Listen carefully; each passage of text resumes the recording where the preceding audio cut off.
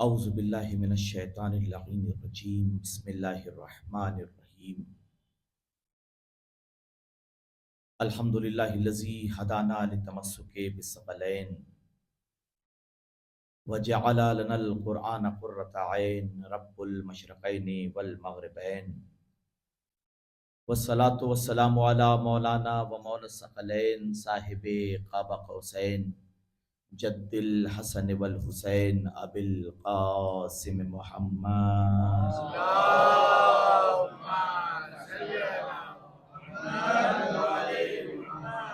وآلہ الاطیبین الاطہرین المعصومین اما بعد فقد قالت فاطمۃ الزہرا سلام اللہ علیہا فی خطبۃ الفدکیہ اشہد ان لا الہ الا اللہ وحدہ لا شریک لہ کلمۃ جعلہ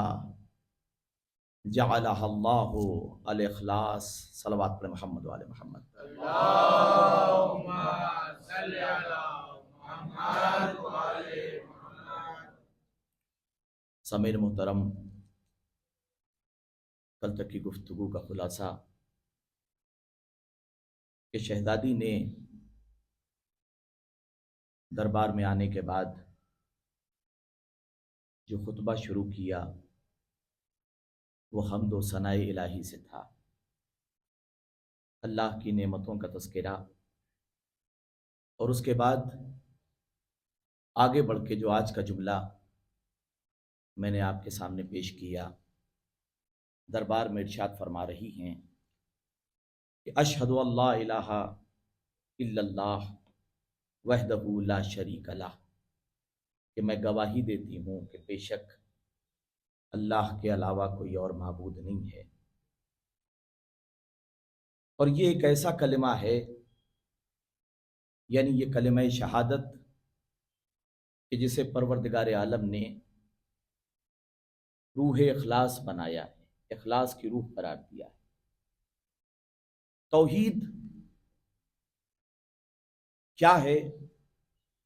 ہم اصول دین میں پڑھتے ہیں، ہمیں اصول دین تو یاد ہے، لیکن آج کا سب سے بڑا المیہ اور ٹریجڈی یہ ہو گئی ہے کہ اصول دین میں سب سے پہلے توحید ہے۔ توحید جو مسلمانوں کے عمل میں دکھنا چاہیے تھا، کردار میں دکھنا چاہیے تھا، وہ آج صرف اور صرف بحث و مباحثے کا موضوع بن گیا ہے۔ توحید کیا ہے؟ جو کچھ بھی ہے وہ توحید ہے۔ آج سے 2500 سال پہلے، ارسطو سے بھی پہلے ایک فلاسفر پیدا ہوا جس کا نام ہیراکلائٹس تھا۔ 2500 سال پہلے اس نے ایک تھیوری دی تھی کہ اگر دنیا کی تمام چیزوں کو ڈیزالو کر دیا جائے، دنیا کا ہر میٹر اگر ڈیزالو کیا جائے، چاہے وہ لکڑی ہو، چاہے وہ پتھر ہو، چاہے وہ لوہا ہو، تو نتیجہ ایک نکلے گا، ایٹم۔ فزکس کے اصول کے مطابق جتنی بھی چیزیں ہیں اگر انہیں ڈیزالو کیا جائے تو نتیجہ ایک نکلے گا۔ یہ ہیراکلائٹس جو ارسطو سے پہلے کا فلاسفر ہے وہ کہتا ہوا نظر آ رہا ہے کہ اگر دنیا کی تمام اشیاء کو ڈیزالو کر دیا جائے تو نتیجہ نکلے گا ایٹم۔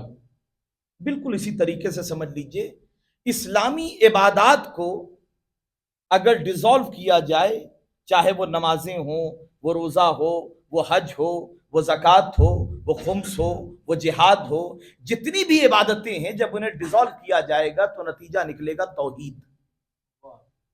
بڑی توجہ کیجیے گا، نتیجہ ایک نکلے گا۔ توحید کیا ہے؟ روح اخلاص ہے توحید۔ اگر توحید نہیں ہے تو کچھ بھی نہیں۔ ہم اصول دین میں جو پڑھتے ہیں کہ اول توحید، دوسرے عدل، تیسرے نبوت، چوتھے امامت، پانچویں قیامت، یہ تمام چیزیں جو ہیں یہ پرتو ہے توحید کا۔ یعنی جو اول توحید ہے، یہ عدالت کیا ہے؟ اگر توحید نہ ہو تو عدالت نہ ہو، اگر توحید نہ ہو تو نبوت نہ ہو، اگر توحید نہ ہو تو امامت نہ ہو، اگر توحید نہ ہو تو قیامت نہ ہو۔ یعنی اللہ پر بھروسہ رکھنا، بڑی توجہ کیجیے گا، اللہ پر ایمان رکھنا، توحید یعنی وہ ایک ہے، اور یاد رکھیے امام جعفر صادق علیہ الصلوۃ والسلام نے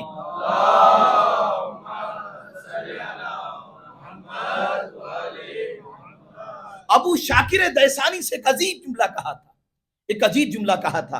امام نے کہا تھا ابو شاکر لوگ بہت زیادہ پڑھنے لکھنے کی وجہ سے توحید سے نہیں ہٹتے، بلکہ جو توحید کا انکار کرتا ہے وہ اپنی جہالت کی بنیاد پہ کرتا ہے۔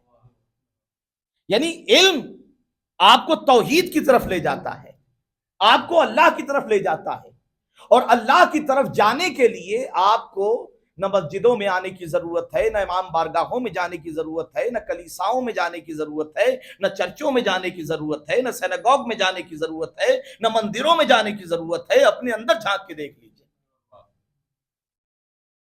اگر شعور ہے، اگر عقل ہے، تو کسی کتاب کی ضرورت نہیں ہے۔ بڑی توجہ کیجیے گا، کسی کتاب کی ضرورت نہیں ہے، اس لیے کہ وہ کہہ رہا ہے اپنے اندر جھانک کے دیکھو، نحن اقرب الیہ من حبل الورید، ہم تمہاری شہرگے جاں سے بھی زیادہ قریب ہیں۔ وہ اپنا تعارف وہ تمہارے اندر بیٹھا ہوا ہے، وہ اپنا تعارف آپ قرآن میں دیکھیے انٹروڈکشن کبھی اس انداز سے ہوتا ہے، هو اللہ الذی، وہ وہی تو پروردگار ہے، وہ وہی تو پروردگار ہے۔ بھئی انٹروڈکشن کا یہ کون سا طریقہ ہے کہ وہ کہہ رہا ہے وہ وہی تو ہے؟ بھئی انٹروڈکشن کا کون سا؟ آپ کہیں بھی انٹروڈکشن دینے جاتے ہیں تو اپنا نام بتاتے ہیں، اپنی کوالیفیکیشن بتاتے ہیں، اپنا علاقہ بتاتے ہیں، اپنی اسکلز بتاتے ہیں، جس چیز میں آپ ایکسپرٹ ہیں وہ چیزیں بتاتے ہیں، لیکن آپ یہ تو نہیں کہتے نا کہ میں وہی تو ہوں۔ بڑی توجہ کیجیے گا، یہ مجھے اس وقت سمجھ میں آیا 2006 میں جب پہلی مرتبہ فورن سے میرے پاس وعدہ آیا۔ اس زمانے میں واٹس ایپ کا دور نہیں تھا، فون کا دور ہوا کرتا تھا۔ ایک صاحب تھے جو لگاتار مجھ سے رابطے میں تھے، باتیں کر رہے تھے، لگاتار باتیں ہو رہی تھیں۔ انہوں نے پاسپورٹ کی کاپی منگائی، فیکس کیا، اس زمانے میں فیکس گیا، اور اس کے بعد پھر وہ ویزا لگا اور وغیرہ وغیرہ، کافی آہستہ آہستہ باتیں بڑھتی گئیں، ان سے محبت ہو گئی۔ انہوں نے کہا آپ گھبرائیے نہیں، ہم ایئرپورٹ لینے آئیں گے۔ اب مجھے بھی تمنا تھی ان سے ملنے کی، نہ چہرہ دیکھا تھا، صرف اور صرف زبانی گفتگو ہوئی تھی۔ جب میں ایئرپورٹ پر پہنچا تو اب میں اندازہ لگا رہا تھا کہ وہ کون صاحب ہیں جو مجھ سے فون پہ لگاتار بات کرتے تھے۔ وہاں 4 لوگ آئے تھے، اب میں سوچ رہا ہوں یہ ہیں، یہ ہیں، یہ ہیں، یہ ہیں۔ ایک ایک نے اپنا انٹروڈکشن کا دینا شروع کیا۔ ایک نے کہا صاحب میرا نام یہ ہے، میں یہاں سے آیا ہوں، میرا نام یہ ہے، میں انڈیا سے ہوں، میں پاکستان سے ہوں، وغیرہ وغیرہ۔ اور جب چوتھے کی باری آئی تو اس نے یہ نہیں کہا، اپنا نام نہیں بتایا، کہ میں وہی تو ہوں۔ اپنا نام نہیں بتایا، ہم نے کہا اپنا انٹروڈکشن دیجئے، کہ میں وہی تو ہوں جو آپ سے بات کر رہا تھا، میں وہی تو ہوں جو آپ کے ویزے کے سلسلے میں گفتگو کر رہا تھا۔ بڑی توجہ، اب سمجھیے گا جو وہ کہہ رہا ہے هو اللہ الذی، وہ وہی تو پروردگار ہے، وہ وہی تو پروردگار ہے جس نے تمہیں عدم سے وجود بخشا، وہ وہی تو پروردگار ہے جس نے تمہیں رزق دیا، وہ وہی تو پروردگار ہے جس نے تم پر نعمتیں نازل کی، وہ وہی تو پروردگار ہے۔ یہ انٹروڈکشن کا طریقہ، آپ کی فطرت میں وہ بیٹھا ہوا ہے، فطرت چیخ چیخ کے کہہ رہی ہے کہ اگر کوئی شے ہے تو بنانے والا ہوگا۔ فطرت یہ کہہ رہی ہے، آپ کبھی ایکسپیریمنٹ کر کے دیکھیے، چھوٹا سا بچہ ہو 2 4 6 مہینے کا، جس کا شعور ابھی ہلکا سا بیدار ہوا ہو، آپ اسے اس کے سامنے کوئی کھلونا پیش کیجئے، بڑی توجہ کیجئے گا، تو وہ کھلونے کو بعد میں دیکھے گا، پہلے پیچھے پلٹ کے دیکھے گا کہ دینے والا کون ہے۔ بڑی توجہ، اس کا مطلب یہ ہے کہ فطرت چیخ چیخ کے کہہ رہی ہے کہ اگر کوئی شے ہے تو اس کا دینے والا موجود ہے۔ اور تاریخ نے واقعہ لکھا آپ کے شعور میں وہ بیٹھا ہوا ہے۔ جناب ابراہیم، آپ نے سنا ہوگا کہ جو ماحول نمرود کے جو ماحول فرعون کے دور میں تھا وہی نمرود کے دور میں تھا۔ یعنی نجومیوں نے نمرود کو بھی بتا دیا تھا کہ ایک بچہ پیدا ہوگا جو تیری حکومت کو تاراج کر دے گا۔ روایتوں میں ملتا ہے کہ مادر ابراہیم نے جناب ابراہیم کو لے جا کے ایک جنگل کے غار میں چھپا دیا۔ روایتیں بیان کرتی ہیں کہ جتنا بچے 1 مہینے میں بڑے ہوتے ہیں، جناب ابراہیم 1 دن میں بڑے ہوتے تھے۔ اور جب 30-40 دنوں کے ابراہیم ہو گئے، قصص الانبیاء کے واقعات ہیں، بڑی توجہ۔ ابراہیم کون ہے؟ شیخ الانبیاء، بڑے عظیم پیغمبر، معمار کعبہ ابراہیم۔ روایت بیان کرتی ہے 40 دنوں کے بعد ماں جو ہے جانوروں کے خوف سے غار میں چھپا کے ایک بڑا سا پتھر رکھ کے چلی جاتی تھی، اور کبھی کبھی دودھ پلانے کے لیے آتی تھی۔ روایتیں بیان کرتی ہیں کہ ابراہیم کے انگوٹھے سے پروردگار عالم نے دودھ کا چشمہ جاری کیا جو ابراہیم پیا کرتے تھے. جب 40 دن کے ابراہیم ہو گئے تو ایک مرتبہ ابراہیم اٹھے. بڑی توجہ کیجیے گا، بچے ہیں ابراہیم، 40 دن کے ہیں، مگر قصص الانبیاء کی کسی روایت نے نہیں لکھا کہ ابراہیم غار میں روئے ہو. میں کہوں گا ابراہیم بچے ہیں اگر رو دیں، کہ یہی تو بتانا ہے کہ نبوت اور ہوتی ہے، امت اور ہوتی ہے. ابراہیم روئے نہیں. 40 دنوں کے بعد قصص الانبیاء کے واقعات لکھتے ہیں کہ ابراہیم جو قد میں کافی بڑے ہو گئے تھے، 40 دن کے ابراہیم کھڑے ہوئے اور وہ جو بڑا سا پتھر تھا اسے اپنے قوت بازو سے ہٹا دیا. مسلمانوں کو آج بھی ہضم ہو رہا ہے. 40 دن کا ابراہیم اگر اپنے قوت بازو سے پتھر کو ہٹا دے تو کسی کو اعتراض نہیں ہوتا. بھئی یہ ہے امامت کی ابتدا. اور جب امامت کمال پہ پہنچتی ہے تو گہوارہ ہوتا ہے، کلے اجدر ہوتا ہے. بڑی توجہ. اب قرآن یہ کہہ رہا ہے ابراہیم نکلے باہر. ابراہیم نے کائنات کا مشاہدہ کیا، پہاڑوں کو دیکھا، سنکتی ہوئی ہواؤں کو دیکھا، لہکتے ہوئے سبزوں کو دیکھا، سورج کو دیکھا، چاند کو دیکھا. ابراہیم کے ذہن میں شعور پیدا ہوا کہ کون ہے جس نے اسے پیدا کیا ہے. قرآن یہ کہہ رہا ہے فلما جن علیہ، یہ ہے فصاحت و بلاغت قرآن. قرآن نے نقشہ کھینچا. قرآن نے کہا فلما جن علیہ اللیل، جب رات ابراہیم پر چھا گئی، رعا کوکبا، تو ابراہیم نے ایک ستارہ دیکھا. ابراہیم کے ذہن میں تصور پیدا ہوا، قالا ھذا ربی، ابراہیم نے کہا یہ میرا پروردگار ہے. فلما افلا، جب وہ ڈوب گیا تو ابراہیم نے کہا جو ڈوب جائے وہ خدا نہیں ہوا کرتا، جو ڈوب جائے وہ خدا نہیں ہوا کرتا. قرآن کی آیت آگے بڑھی، فلما راى الشمس بازغة قال ھذا ربی، فلما راى القمر بازغا قال ھذا ربی. ایک مرتبہ چمکتے دمکتے چاند کو دیکھا، ابراہیم نے کہا یہ میرا پروردگار ہے. لیکن جب وہ بھی ڈوب گیا تو ابراہیم کہتے ہیں کہ جب میں پہلے ہی کہہ چکا جو ڈوب جائے وہ خدا نہیں ہوا کرتا. صبح ہو گئی، فلما راى الشمس بازغة، سورج اپنے پورے آب و تاب کے ساتھ چمکتا ہوا نکلا.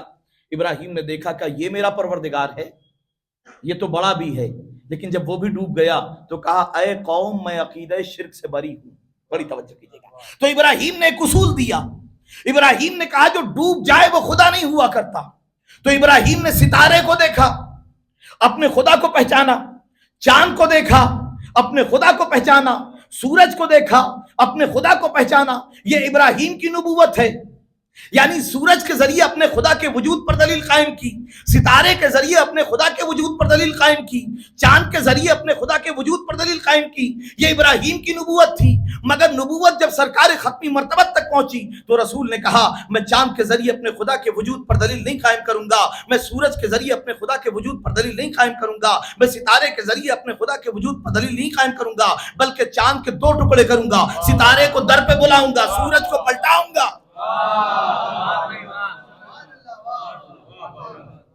تو چاند کو دیکھا، اپنے خدا کو پہچانا. بڑی توجہ کیجیے گا. ستارے کو دیکھا، اپنے خدا کو پہچانا. سورج کو دیکھا، اپنے خدا کو پہچانا. کیا کہا ابراہیم نے؟ چاند کو دیکھا کہا ھذا ربی، یہ میرا پروردگار ہے. سورج کو دیکھا کہا یہ میرا پروردگار ہے. ستارے کو دیکھا کہا یہ میرا پروردگار ہے. اب مسلمانوں کی سب سے صحیح کتاب صحیح بخاری، بڑی توجہ کیجیے گا، 5ویں جلد ہم حوالہ دے کے حوالے کرتے ہیں، اس لیے کہ یہ وہ کتابیں ہیں جو ہر سال بدلا کرتی ہیں. نہیں پہنچ رہا میں کہاں لے جانا چاہ رہا. یہ وہ کتابیں ہیں جو ہر سال بدلا کرتی ہیں. بھیا کتابیں چپ رہتی ہیں، بولتے ہوئے بدل جاتے ہیں. تو صحیح بخاری کی 5ویں جلد میں لکھا ہوا ہے کہ لم یکذب ابراہیم الا ثلاثہ، کہ معاذ اللہ، استغفر اللہ، یہ تو میں کہہ رہا ہوں. صحیح بخاری کہتی کہ ابراہیم نے لم یکذب، ابراہیم نے اپنی زندگی میں جھوٹ نہیں بولا، الا ثلاثہ، مگر 3 مرتبہ جھوٹ بولا جناب ابراہیم نے. یہ صحیح بخاری ہے، 5ویں جلد اور 6ٹھی جلد دونوں میں لکھا ہوا ہے کہ ابراہیم نے اپنی زندگی میں جھوٹ نہیں بولا مگر 3 مرتبہ. اور وہ اس کی پوری ڈیٹیل بھی لکھی ہے کہ کب کب جھوٹ بولا. پہلی ڈیٹیل کیا ہے کہ صاحب جب اسماعیل کو ذبح کرنے کے لیے لے جا رہے تھے تو کہا دوست کے پاس لے جا رہا ہوں، حالانکہ دوست کے پاس نہیں لے جا رہے تھے۔ جب بتوں کو توڑا تو کہا میں بیمار ہوں، حالانکہ بیمار نہیں تھے۔ اور تیسرے قرآن میں جو یہ کہا کہ ہاذا ربی، یعنی ستارے کو خدا کہا، چاند کو خدا کہا، سورج کو خدا کہا، حالانکہ وہ خدا نہیں تھے۔ تو مسلمانوں نے جناب ابراہیم کا کیریکٹرائزیشن اس طریقے سے کیا کہ ابراہیم نے اپنی زندگی میں 3 جھوٹ بولے۔ بڑی توجہ کیجیے گا، علامہ ابن حسن النہروی یہاں پر ایک جملہ کہا کرتے تھے، وہ یہ کہتے تھے کہ میں حیران ہوں، مجھے سمجھ میں نہیں آتا کہ میں صحیح بخاری کے ان 3 جھوٹوں کو مانوں یا قرآن کو مانوں۔ ابراہیم نے 3 مرتبہ اپنی زندگی میں جھوٹ بولے، صحیح بخاری نے کہا، اور قرآن نے جہاں ابراہیم کا تذکرہ کیا تو کہا وَاذْكُرْ فِي الْكِتَابِ ابراہیم، اے میرے رسول اپنی کتاب میں ابراہیم کا تذکرہ کیجئے، اِنَّهُ كَانَ صِدِّيقًا نَبِيًّا، اس لیے کہ وہ بڑا سچا پیغمبر تھا۔ بڑی توجہ، تو قرآن نے کہا صدیق تھا، مسلمانوں نے کہا زندگی میں 3 جھوٹ بولے۔ تو اب مجھے سمجھ میں نہیں آتا کہ جب اللہ کا بنایا ہوا صدیق زندگی میں 3 جھوٹ بولے تو بندوں کے بنائے ہوئے صدیق، صلوات پڑھ محمد والے محمد پر۔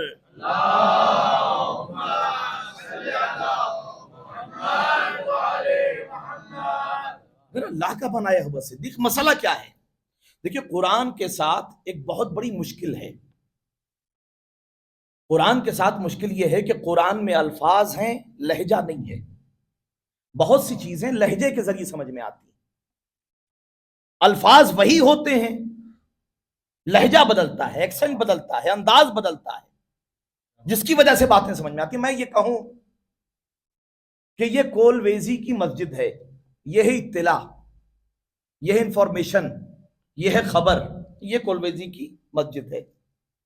یعنی سننے والے کو کیا پتا چلا کہ خبر دے رہے ہیں کہ یہ مسجد ہے، مولانا خود جانتے ہیں کہ یہ مسجد ہے، الفاظ وہی ہیں لیکن میں لہجہ بدل دوں۔ جملے پہ غور کیجئے گا، لفظوں پہ غور کیجئے گا، یہ کولویزی کی مسجد ہے، یہ ہے انفارمیشن، یہ ہے اطلاع، یہ ہے خبر، لیکن میں لہجہ بدل دوں، میں یہ کہوں یہ کولویزی کی مسجد ہے۔ بڑی توجہ کیجئے گا، یہی ہو گیا سوال۔ قرآن کے ساتھ سب سے بڑی مشکل یہ ہے قرآن میں الفاظ ہے، لہجہ نہیں ہے۔ رسول کو معلوم تھا کہ الفاظ تو ہیں، لہجہ نہیں ہے، لہجہ نہ ہونے کی بنیاد پر کیا کیا مشکلیں آئیں گی، لہذا تنہا قرآن نہیں دیا، لہجہ اہل بیت ساتھ دیا۔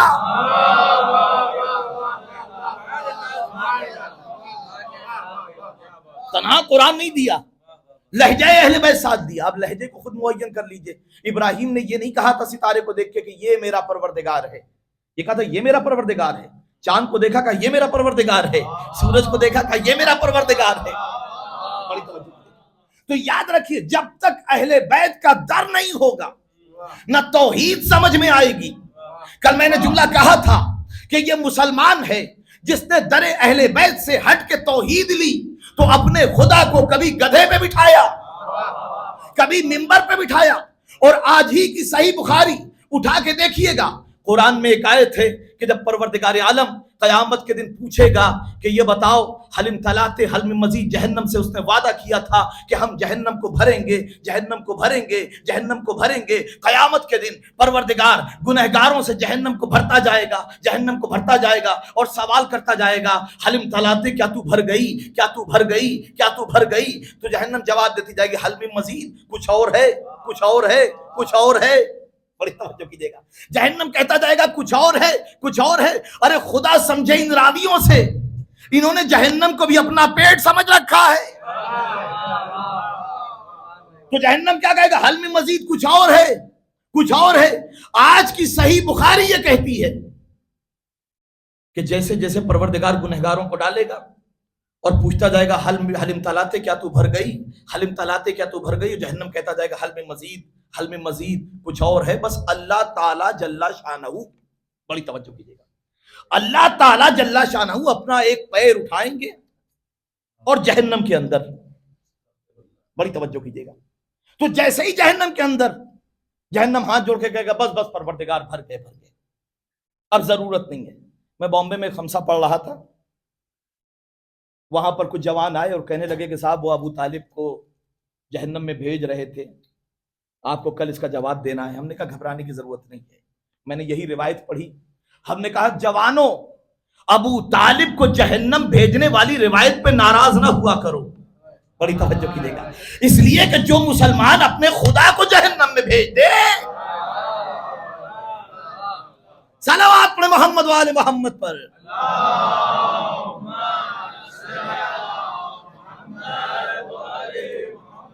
جو مسلمان اپنے خدا کو جہنم میں بھیج دے، یہ صرف اور صرف در اہل بیت ہے جس نے توحید سمجھائی ہے۔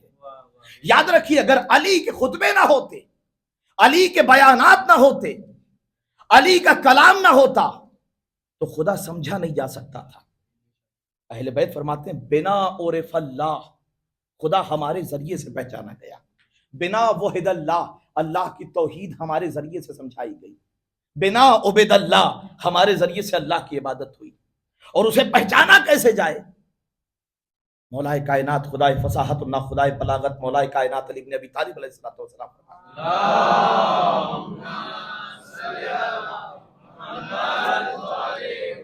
بڑا غضب کا جملہ ہے قسم خدا کی۔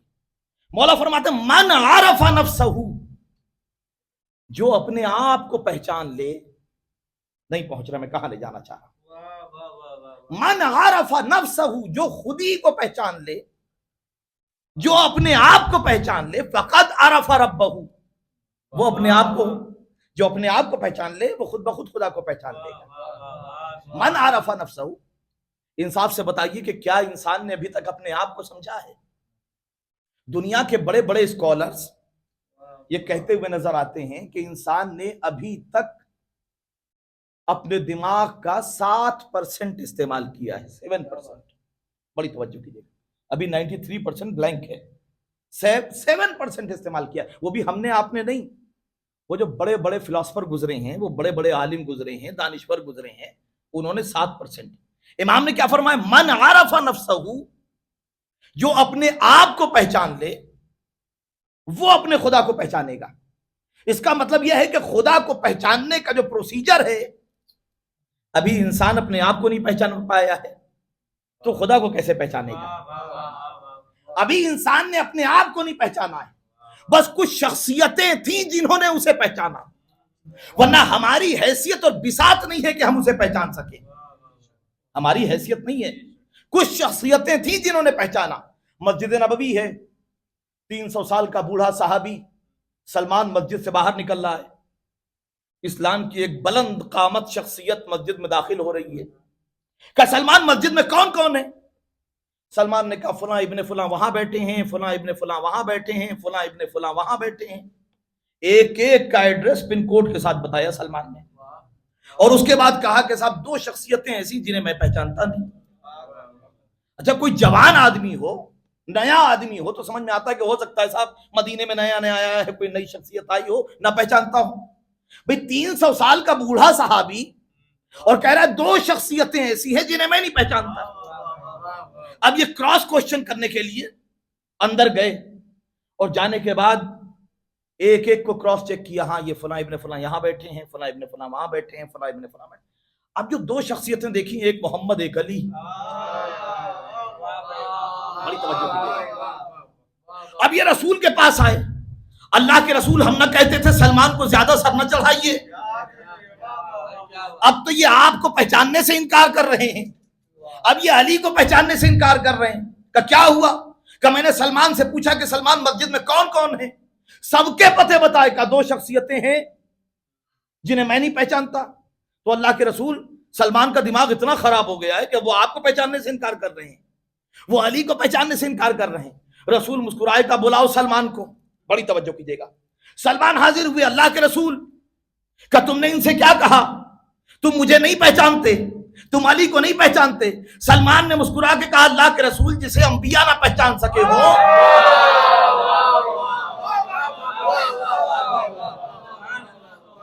جنہیں انبیاء نہ پہچان سکے ہوں انہیں میں کیسے پہچان لوں گا؟ اور آپ ہی نے تو کہا ہے کہ علی کو یا میں نے پہچانا یا خدا نے پہچانا، مجھے یا علی نے پہچانا یا خدا نے پہچانا۔ خدا کو یا میں نے پہچانا یا علی نے پہچانا تو میں کون ہوتا ہوں آپ کو پہچاننے والا؟ صلوات پڑھ محمد و آل محمد پر۔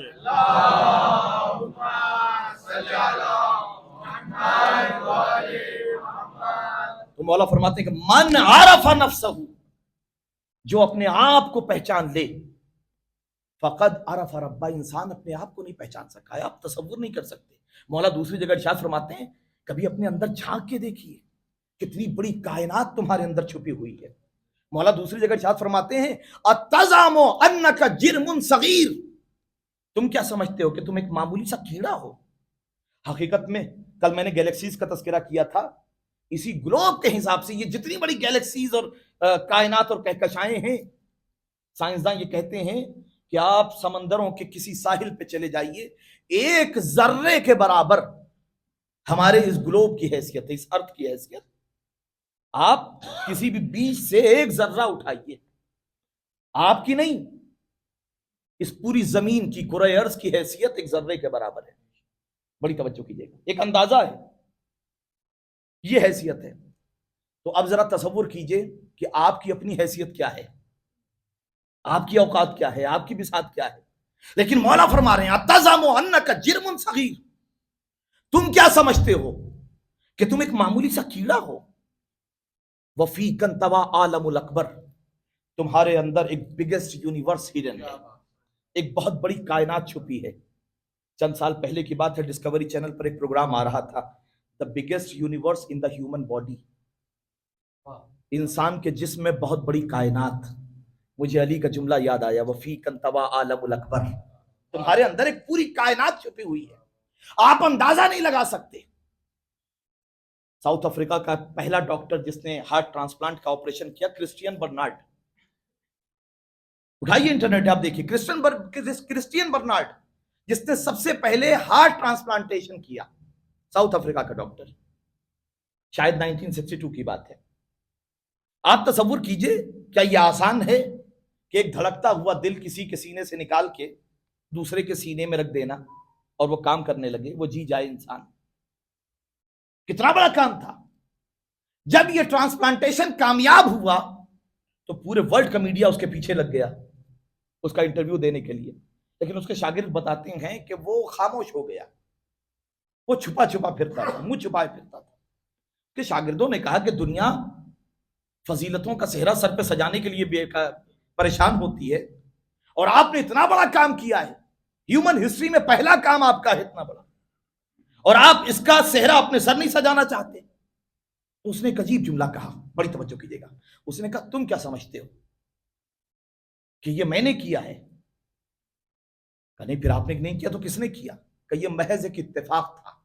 وہ یہ کہتا ہے کہ میں نے ہیومن ہارٹ کو دیکھا ہے، میں نے یہ دیکھا ہے، اور میں یہ سمجھتا ہوں کہ ہزاروں ڈاکٹروں کی ٹیم ہزاروں سال تک اگر محنت کرے تو ایک ہیومن ہارٹ نہیں بنا سکتی۔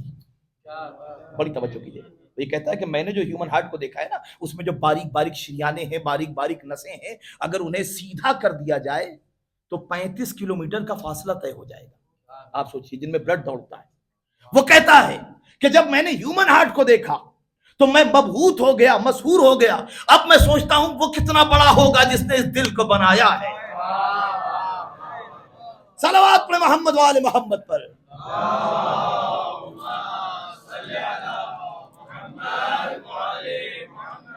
تو اس کا تعارف، ہماری حیثیت نہیں ہے کہ ہم اس کا تعارف کر سکیں، اس کو پہچان سکیں۔ اس نے کہا بھی تمہاری حیثیت، تمہاری بساط نہیں ہے کہ تم ہمیں سمجھ پاؤ گے۔ اگر ہمیں سمجھنا چاہتے ہو تو ہمارے آثار کو دیکھو، ہماری ذات میں فکر کرنے کی کوشش نہ کرنا۔ لا تتفکروا فی ذاتہ بل تتفکروا فی آثارہ، احادیث میں آیا کہ اس کی ذات میں کوشش نہ کرنا۔ تمہاری حیثیت، تمہاری بساط، تم جتنا بھی علم حاصل کر لو، تمہاری اتنی اوقات نہیں ہے کہ تم ہمیں سمجھ سکو۔ بڑا عجیب سوال ہے آج کے اس ترقی یافتہ دور میں، کون سی ایسی چیز ہے؟ ہم نے ایٹم کو توڑ لیا، ہم نے بڑے بڑے بم بنا لیے، ہم نے مریخ پر کمندیں ڈال دیں، ہم نے چاند پہ قدم رکھ دیا، ہم خلاؤں میں چلے گئے، ہم فضاؤں میں چلے گئے، ہم نے ایک سے ایک ترقیاتی دور کے ماڈل بنا لیے، ہم نے مشینیں پیدا کر لی. آج کون سی ایسی چیز ہے؟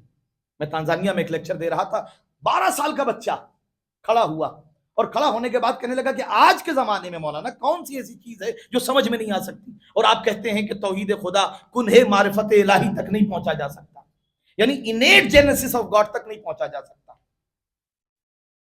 آج کے زمانے میں کون سی ایسی شے جو ہم نہیں سمجھ سکتے؟ ہم تو ترقی یافتہ دور کے انسان ہیں نا. بچہ چھوٹا تھا مگر سوال بہت بڑا تھا. بڑی توجہ. ہم نے سوچا کہ جواب دینا ضروری ہے. میں نے اس سے ایک سوال کیا. ہم نے کہا بیٹا یہ بتاؤ کہ تمہارے پاس کیلکولیٹر ہے؟ وہ کہنے لگا کہ مولانا آج کے زمانے میں کیلکولیٹر استعمال کون کرتا ہے؟ ہم نے کہا پھر آپ کیلکولیشن کیسے کرتے ہیں؟ کہا میرے پاس لیپ ٹاپ ہے, اس میں کیلکولیٹر ہے. ہم نے کہا ہے؟ کہنے لگا ہاں کبھی والد صاحب استعمال کیا کرتے تو وہ اسٹور روم میں پڑا ہوا ہے. ہم نے کہا بیٹا اسراف اچھی چیز نہیں ہے, اسے اٹھائیے استعمال کرنے دیں. کہنے ضرورت ہی نہیں پڑتی, وہ بیکار پڑا ہوا ہے. وہ کیلکولیٹر ہمارے لیپ ٹاپ میں موجود ہے, ہمیں ضرورت ہی نہیں ہے اس کی. ہم نے کہا ایک کام کرو نا, اسے اٹھاؤ اور اٹھانے کے بعد اس میں کمپیوٹر کا پروگرام ڈال دو. نہیں پہنچا, کہاں لے جانا چاہتا. وہ کہنے لگا مولانا کیسی بات کر رہے ہیں, کمپیوٹر میں کیلکولیٹر کا پروگرام آ سکتا ہے, کمپیوٹر میں کیلکولیٹر کا پروگرام آ سکتا ہے, کیلکولیٹر میں کمپیوٹر کا پروگرام نہیں آ سکتا. ہم نے کہا کیوں؟ کہا کیلکولیٹر کی اتنی کیپیسٹی نہیں ہے. نہیں غور کر رہے ہیں. ہم نے کہا اسی طریقے سے ہیومن مائنڈ کی اتنی کیپیسٹی نہیں ہے کہ جو معرفت الہی کے بحر ذخار کو اپنے دل میں اتار سکے. بس کچھ تھے جنہوں نے پہچانا, ورنہ ہماری انبیاء نہیں پہچان سکے. انبیاء کی معرفت اس مقام پر نہیں ہے جس طریقے سے اہل بیت نے پہچانوایا ہے. خطبہ فدق نہ ہوتا تو سمجھ میں نہ آتا خدا کیا ہے. خدا کی جو معرفت کرائی, بڑے بڑے انبیاء معرفت کی اس منزل پر نہیں ہیں جہاں علی کے قدم ہیں, جہاں فاطمہ کے قدم ہیں, جہاں حسنین کے قدم ہیں, جہاں زین العابدین کے قدم ہیں. کوئی نہیں پہنچا وہاں تک. قرآن اٹھا کے دیکھیے, شیخ الانبیاء جناب ابراہیم, قرآن میں کیا کر رہے ہیں؟ اس قال ابراہیم رب ارنی کیف تحیی الموتیٰ. منظر کیا ہے آپ سنتے رہتے ہوں گے. ابراہیم گزر رہے ہیں ایک جگہ سے, ایک جانور ہے جس کا آدھا حصہ پانی کے اندر ہے, آدھا حصہ پانی کے باہر ہے. جو پانی کے باہر کے جانور ہیں وہ کھا کے چلے جا رہے ہیں, جو پانی کے اندر کے جانور ہیں وہ پانی میں کھا کے چلے جا رہے ہیں. تو ظاہر سی بات ہے بہت ریشنل کوشچن ابراہیم کے ذہن میں پیدا ہوا کہ پروردگار یہ جو اس کے ذرات ہیں کھا کھا کے جانور کہاں سے کہاں چلے جا رہے ہیں, تو اسے زندہ دوبارہ کیسے کرے گا, کیسے ایکیومولیٹ کرے گا, کیسے جمع کرے گا. وَإِذْ قَالَ إِبْرَاهِيمُ رَبِّ أَرِنِي كَيْفَ تُحْيِي الْمَوْتَىٰ. پروردگار جناب ابراہیم فرما رہے ہیں کہ معبود مجھے دکھا دے کہ تو مردوں کو زندہ کیسے کرے گا. یہ قرآن ہے. وَإِذْ قَالَ إِبْرَاهِيمُ رَبِّ أَرِنِي كَيْفَ تُحْيِي الْمَوْتَىٰ. ابراہیم کہہ رہے ہیں پروردگار مجھے دکھا دے کہ تو مردوں کو زندہ کیسے کرے گا. کیف تحیی الموتیٰ. آواز قدرت کیا آئی؟ اولم تؤمن. ابراہیم کیا ایمان نہیں ہے؟ بڑی توجہ, لرز گئے ابراہیم. ابراہیم نے کہا پروردگار ایمان تو ہے ولکن لیطمئن قلبی. بڑی توجہ کیجیے گا, ایمان ہے مگر اطمینان قلب نہیں ہے. نہیں غور کر رہے میں کہاں لے جانا چاہ رہا ہوں. یہ ہے قرآن کا ابراہیم, اور وہ میرا مولا ہے جو کہہ رہا لو کشف الغطاء لمزددت یقینا. اگر حجابات ہٹا بھی دیے جائیں تب بھی میرے یقین میں اضافہ نہیں ہوگا. وہ ابراہیم ہے قرآن کا. بزم نبی سجی ہوئی ہے, رسول بیٹھے ہوئے ہیں. کچھ وہ تھے جو عیسائیت سے کلمہ پڑھ کے مسلمان تو ہو گئے تھے مگر عیسائیت کی بو ان کے مشام سے ابھی گزری نہیں تھی. بڑی توجہ کیجیے, ابھی ہٹی نہیں تھی, ختم نہیں ہوئی تھی. کہنے لگے یا رسول اللہ, اچھا کمال کی بات ہے, عجیب صحابی ہیں, رسول کے پہلو میں بیٹھے ہیں, فخر الانبیاء کے پہلو میں, اشرف الانبیاء کے پہلو میں, کشف اول کے پہلو میں, جود اول کے پہلو میں, مدثر کے پہلو میں بیٹھے ہوئے ہیں, اور کہنے لگے اللہ کے رسول آپ کو پتا ہے پروردگار عالم نے جناب عیسیٰ کو کیا مقام عطا کیا تھا. فخر الانبیاء کے پہلو میں بیٹھے ہیں, اور کمال کی بات ہے صحابی ہیں, رسول ہی سے کہہ رہے ہیں اللہ کے رسول آپ کو پتا ہے عیسیٰ کو کیا مرتبہ عطا کیا تھا پروردگار نے, جیسے کہ رسول کو معلوم ہی نہ ہو. رسول نے کہا فرمائیے کیا مرتبہ عطا کیا تھا. کہا اللہ کے رسول عیسیٰ جیسے زمین پر چلتے تھے نا ویسے ہی پانی پہ چلتے تھے. بڑی توجہ کیجیے گا. تو رسول نے کہا ہاں پروردگار نے میرے بھائی عیسیٰ کو یہ کمال، یہ معجزہ، یہ کرامت عطا کی تھی کہ وہ جیسے زمین پر چلتے تھے ویسے ہی پانی پہ چلتے تھے. رسول آگے بڑھ گئے، دوسری باتیں کرنے لگے. پھر وہ کہنے لگے اللہ کے رسول آپ نے غور نہیں کیا ہم نے کیا کہا. بڑی توجہ. اللہ کے رسول غور نہیں کیا میں نے کیا کہا. رسول نے کہا بھائی یہی تو کہا تم نے کہ عیسیٰ جیسے زمین پر چلتے تھے ویسے ہی پانی پر چلتے تھے.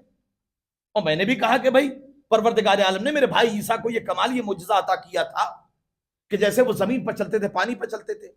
کہا اللہ کے رسول بڑے ہلکے میں لے رہے ہیں آپ، یہ بہت بڑا معجزہ ہے. بڑی توجہ. تاریخ لکھتی ہے رسالت کی تیوریوں پہ بل پڑے. رسول نے کہا اگر عیسیٰ کا ایمان اور زیادہ ہوتا، رسول نے کہا اگر عیسیٰ کا ایمان اور زیادہ ہوتا تو جیسے پانی پہ چلتے تھے ویسے ہی دوشے ہوا پہ چلتے. رسول نے ایک بات تو بتا دی کہ اگر کسی کا ایمان عیسیٰ سے زیادہ ہوگا تو قدم دوشے ہوا پہ ہوں گے. مسلمان خیبر سے بھاگتا ہوا آیا، اللہ کے رسول علی کے قدم دوشے ہوا پہ تھے.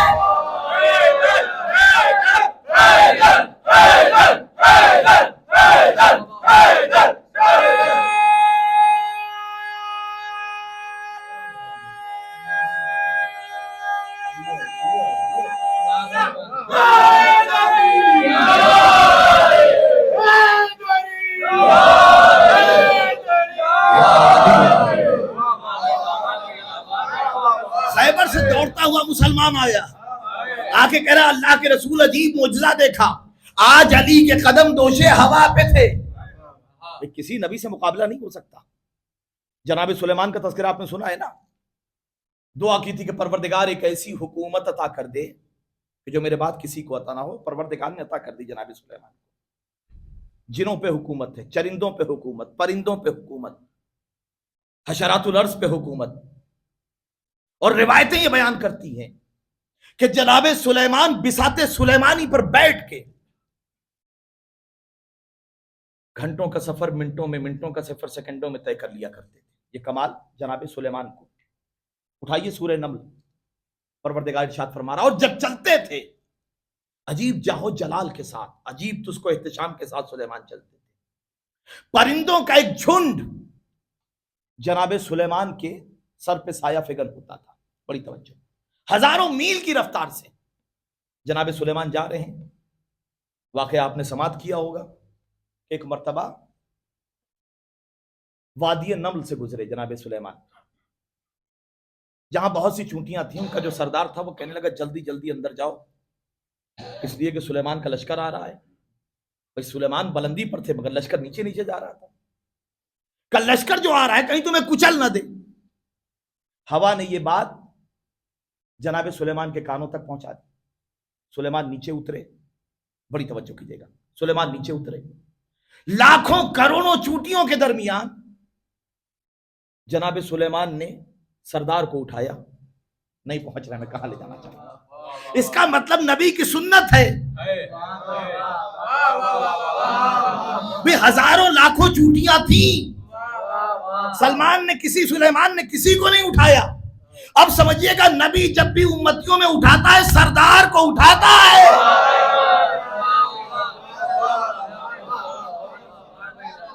امتیوں میں سے جب بھی اٹھاتا ہے تو سردار کو اٹھاتا ہے، امتی کو نہیں اٹھاتا. اور اس کے بعد عجیب جملہ کہا جناب سلیمان نے کہ تجھے معلوم نہیں ہے کہ میں معصوم ہوں، میں پیغمبر ہوں. تو نے یہ جملہ کیوں کہا؟ یہ جملہ تو نے کیوں کہا کہ کہیں سلیمان کا لشکر کچل نہ دے؟ سردار تھا. عجیب جواب دیا. کہ سلیمان آپ نبی ہیں، آپ معصوم ہیں، مگر جو یہ آپ کے صحابہ ہیں نا ان کا کچھ بھروسہ نہیں. بڑی توجہ کیجیے گا. اچھا قصص الانبیاء نے اس واقعے کو لکھا، ہر کتاب نے تحریر کیا کہ سلیمان نے اپنے ہاتھ پر چونٹی کے سردار کو رکھ کے گفتگو کی.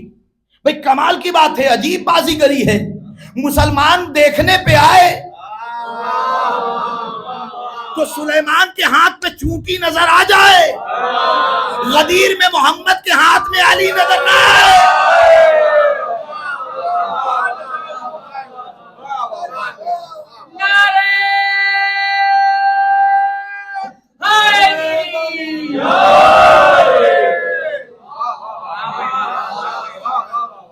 زمانہ گزرا، بڑی توجہ کیجیے گا، زمانہ گزرا، علی کا دور آیا، جناب سلمان کے ساتھ مولائے کائنات وادی نمل سے گزر رہے ہیں۔ روایت کے جملے ہیں کہ علی نے کہا سلمان تمہیں پتہ ہے یہ کون سی وادی ہے؟ سلمان نے کہا نہیں مولا۔ امام نے فرمایا کہ سلمان یہ وہی وادی ہے جہاں جناب سلیمان نے چونٹیوں سے گفتگو کی تھی۔ بڑی توجہ کیجیے گا، بات ختم ہو گئی۔ سلمان نے کہا کاش، علی نے کہا سلمان کاش کیوں کہا؟ بڑی توجہ کیجیے گا، کاش کیوں کہا؟ سلمان نے کہا یا علی بس یوں ہی کہہ دیا۔ امام نے فرمایا نہیں سلمان بتاؤ کاش کیوں کہا؟ کہ دل میں ایک حسرت پیدا ہوئی کہ کاش پروردگار مجھے بھی وہ طاقت دیتا تو میں بھی چونٹیوں کی گفتگو سنتا۔ مسکرا کے علی نے کہا سلمان جب علی کے ساتھ چلا کرو نا تو کاش نہ کہا کرو۔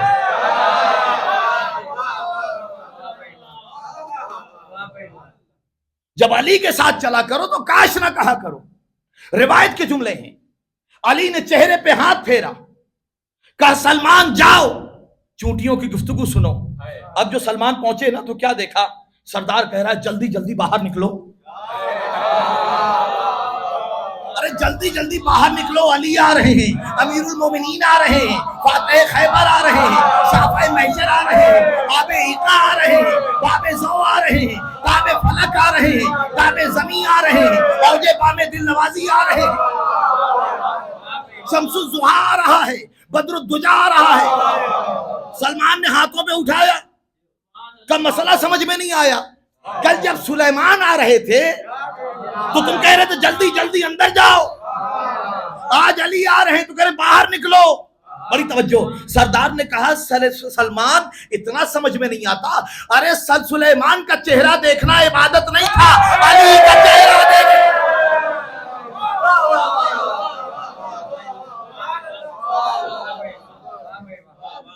سلیمان کا چہرہ دیکھنا عبادت نہیں تھا۔ بڑی توجہ، تو سلیمان جا رہے ہیں، قرآن نقشہ کھینچ رہا ہے، بساط سلیمانی پہ بیٹھے ہوئے سلیمان سفر میں رواں دواں ہیں۔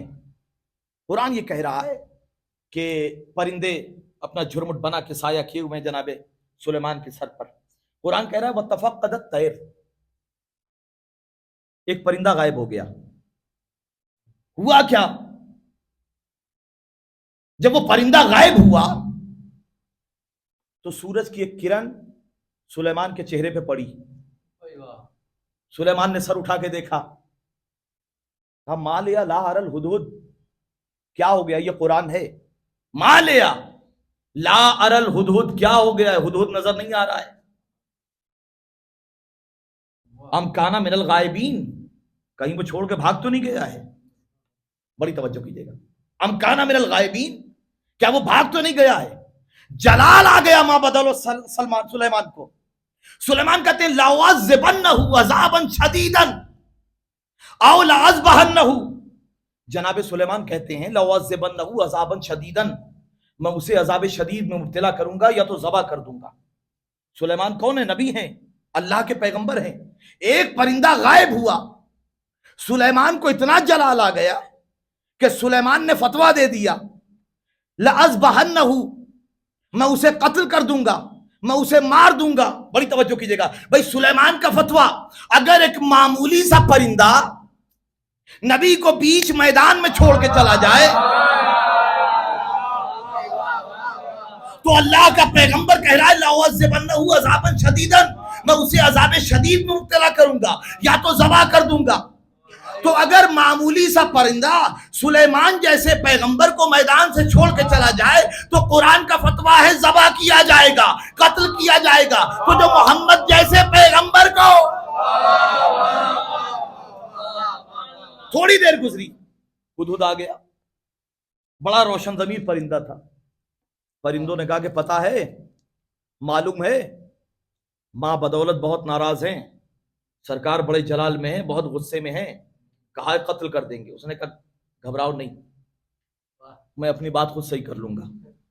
रिवायत के जुमले हैं, सुलेमान बैठे हुए हैं, वो आके सामने बैठा, और सामने बैठने के बाद सुलेमान ने मुंह फेर लिया, दाईं तरफ मुंह किया, वो परिंदा जाके दाईं तरफ बैठा। सुलेमान ने बाईं तरफ रुख कर लिया, वो परिंदा बाईं तरफ बैठा। जब ये थोड़ी देर तक तमाशा चलता रहा तो रिवायत के जुमले हैं कि हुदहुद आया और आने के बाद सामने बैठा, निगाहों को निगाहों में डाला और कहा सुलेमान ज्यादा अकड़िए नहीं, सुलेमान ज्यादा बिगड़िए नहीं, ज्यादा अकड़िए नहीं, नबूवत बहुत बड़ी है, हुकूमत बहुत बड़ी है, लेकिन याद रखिए कुरान कह रहा है मामूली सा परिंदा निगाहों में निगाहें डाल के कहता है, आंखों में आंखें डाल के कहता है इन्नी अहत्तु बिमा लम तुहित, सुलेमान जो मैं जानता हूं ना वो तुम नहीं जानते। भाई मामूली सा परिंदा सुलेमान के सामने इतनी औकात हो गई कि सीना ठोक के कह रहा है जो मैं जानता हूं वो तुम नहीं जानते। और ये है कुरान का सुलेमान, और ये है मेरा अली कि जहां परिंदा तो परिंदा, फरिश्ते की औकात नहीं है। परिंदा तो परिंदा, फरिश्ते की औकात नहीं है कि जो अली के सामने ज़बान दराजी कर सके। अली ना होते, ये खानवादा ना होता तो तौहीद समझ में ना आती। ये तौहीद की बका के लिए, तौहीद को समझाने के लिए शहजादी दरबार में गई और कलमा शहादत पढ़ रही, अशहदु अल्ला इलाहा इल्लल्लाहु वहदहु ला शरीका लह, और उसके बाद उसकी शरह कर रही कलिमतुन जअलल इखलास तावीलहा। शहजादी फरमाती हैं कि परवरदिगार आलम ने कलिमा शहादत को, कलिमा शहादत पढ़ने वाले बहुत हैं मगर समझाने वाला कोई नहीं, समझने वाला कोई नहीं। ये खानवादा है जो कलिमा शहादत का मतलब बता रहा है कि तौहीद क्या है, कलिमा शहादत क्या है। लेकिन शहजादी दरबार में आई हैं, आने के बाद हक नहीं मिला है। अरबाबेजा शहजादी के दरवाजे पे आग लकड़ियां जमा की। एक रावी है जिसका नाम सुलैम इब्न कैस हिलाली है, सहाबी मौलाए कायनात है। तारीख लिखती है कि यह मदीने के बाहर था जब यह हादसा हुआ। इसे उड़ती पड़ती खबर मिली कि मुसलमान दर सैयदा पर आग लकड़ी लेके गए थे। सिर्फ इतना पता था कि आग लकड़ी लेके गए थे। बहुत गमजदा हुआ, जनाब सलमान के पास आया और आके कहता सलमान मैंने खबर सुनी है, क्या मुसलमानों ने ऐसी जसारत की है कि जिस दरवाजे पर रसूल जाके सलाम किया करते थे, अस्सलामु अलैका या अहले बैतुन नबुव्वा कहा करते थे हर नमाज से पहले, क्या मुसलमान 40 लोग उस दरवाजे पे आग लकड़ी लेके पहुंच गए और जहरा को धमकाया। जनाब सलमान ने कहा सुलैम तू अब तक था कहां, तूने इतना ही सुना है? सुलैम ने कहा हाँ सलमान मैंने इतना सुना है कि 40 लोग उस दरवाजे पे गुस्ताखी करने के लिए पहुंच गए जिस दरवाजे पर रसूल सलाम किया करते थे। एक मर्तबा सलमान ने कहा तूने इतना ही सुना है? कहा इतना ही सुना है। कहा इसके आगे सुन, अगर बात यहीं तक रह जाती कि आग लकड़ी जमा की होती, लेकिन मालूम है अरे मुसलमान उस दर को जलाने के लिए तैयार हो गए, आग लगा दी और शहजादी पर जलता हुआ दरवाजा गिरा दिया। ये जुमला सुनना था कि एक मर्तबा सुलैम बेहोश हो गया, सुलैम बेहोश हो गया। का शहजादी पर जलता हुआ दरवाजा गिरा दिया। सलमान ने कहा सिर्फ इतना नहीं कि शहजादी पे जलता हुआ दरवाजा गिराया, जिस वक्त दरवाजे को लात मार के मुसलमान घर के अंदर गए हैं उस वक्त शहजादी, अजब जुमला है, फासा रहा, दीवार और दर के दरमियान पिस चुकी थी। सलमान कहते हैं सुलैम तुझे इतना ही पता है? अरे उस दरवाजे में एक मीख थी, एक कील थी जो जहरा के पहलू में इस तरीके से पेवस्त हुई कि खून जारी हुआ। जहरा ने आवाज दी फिजा मेरा मोहसिन।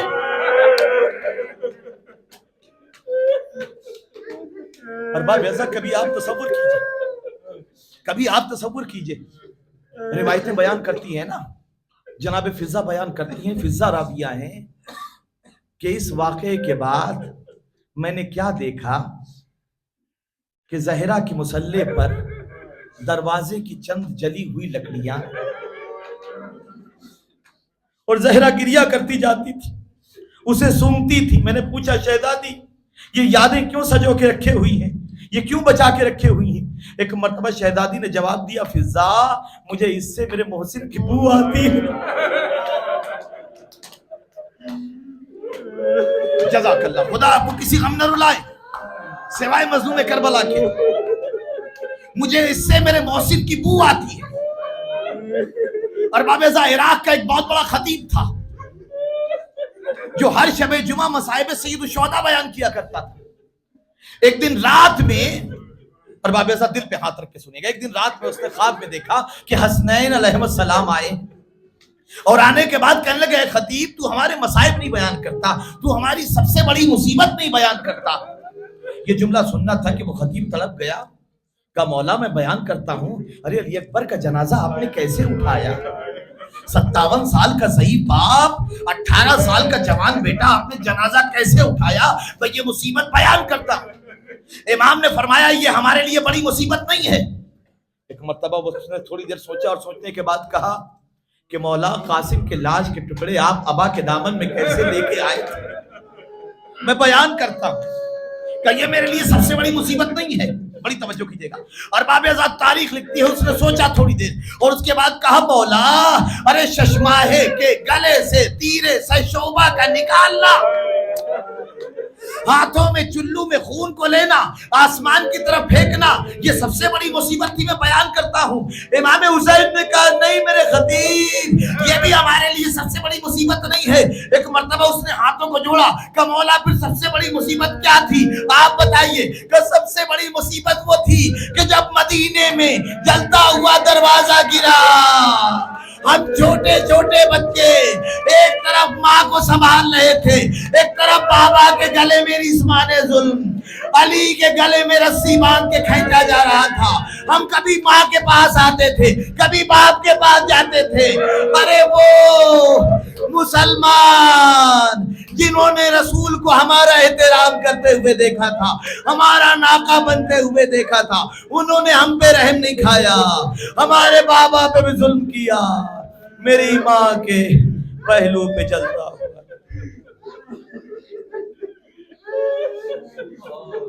सयालमुल लज़ीना ज़लमू अय्यमुन क़लबियन क़लबून अला लानतुल्लाह।